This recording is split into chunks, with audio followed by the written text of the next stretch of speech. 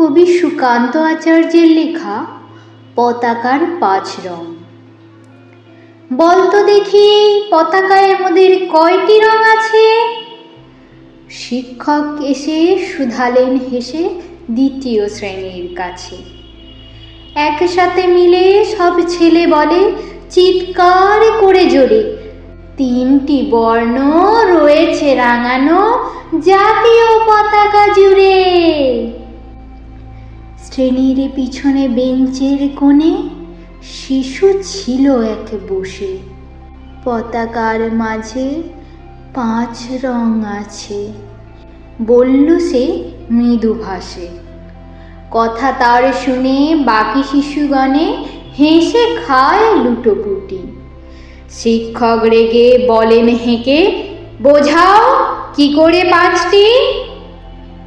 মাথা নিচু করে ভয়ার্ত স্বরে সরল শিশুটি বলে, উপরে গেরুয়া, মাঝখানে সাদা, সবুজ আছে তার তলে, আর আছে আঁকা গোল গোল চাকা, নীল রং আছে এতে। শিক্ষক বলেন, এটিকে ধরলেও তবুও হচ্ছে 4টে। অবোধ শিশুটি বলল তখন, রং আছে আর এক। লাল লাল ছোপ দাগ দেখা যায় ওই পতাকার মাঝে। বাবাকে যখন আনলে ওরা কাফিনের ঢাকা খুলে, জড়ানো রয়েছে দেহখানা তার পতাকার ফুলে। রক্তের দাগে ছিল লাল ছোপ ওই পতাকার মাঝে। এই নিয়ে মোট 5টি, এবার তো ঠিক আছে?